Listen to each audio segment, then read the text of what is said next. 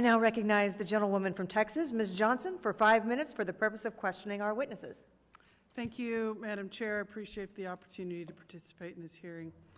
You know, Texas is the hardest state in the union to vote in, some would say.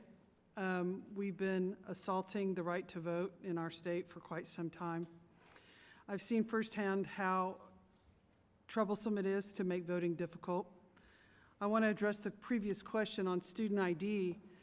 You go through the university process, right, Ms. Thomas? When you go to admit to a university, you have to submit birth certificates, you have to submit all things about who you are to get that student ID. Why in the world would we not want students?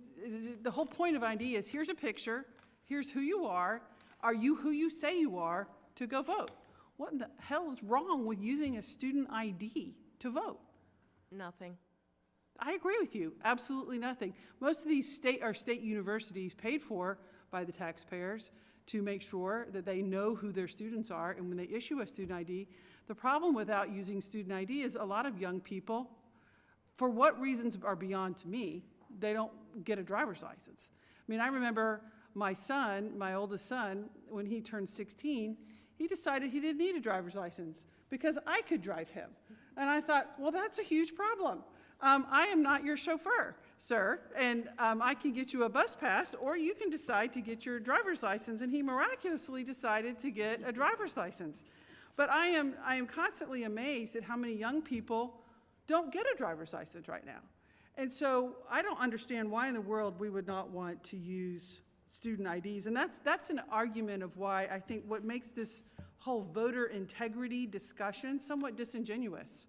Because yes, we want to make sure American citizens vote. Absolutely. There's no disagreement amongst party lines that we want citizens to vote. The disagreement comes in how easy are we going to make it for those citizens to vote. And what it seems like right now with the SAVE Act and this legislation that comes through, we are more interested in making it harder for people to vote in the name of rooting out 32 people who may have improperly voted, as opposed to making it possible for 20 million people to vote. And so, you know, my question is, you know, when we have, the other problem is we have a lot of people born in rural Texas.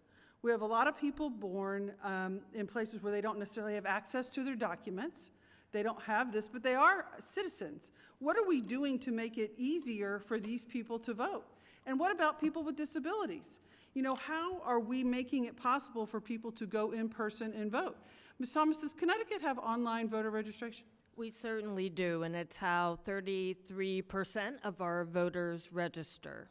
And that makes it easy for people who are seniors, people who may be homebound for whatever reason. Maybe you're part of the sandwich generation where you're caring for young kids, you're working, you're caring for senior families, to be able to participate in our democracy.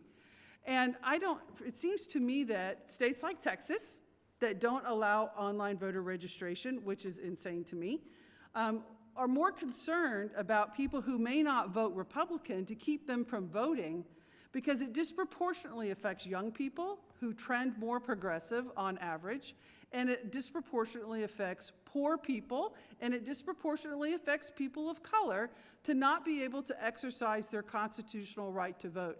And what is very frustrating to me in this building with this whole election integrity discussion is it seems that people on the other side of this aisle are not committed to ensuring that people have the right to vote in this country. And we are making it so hard. You want to say something? I was just going to say, it also helps election workers, and I would love for this Congress to actually spend its time fighting for American citizens. We know for a fact that there are more women who have changed their last name, more young people, more people living in nursing homes, more people serving in our military overseas than there are non-citizens voting. So when are we going to prioritize American citizens instead of making them jump through hoops? I completely agree. We should be doing everything we can to make sure every American citizen can cast their constitutional right to vote.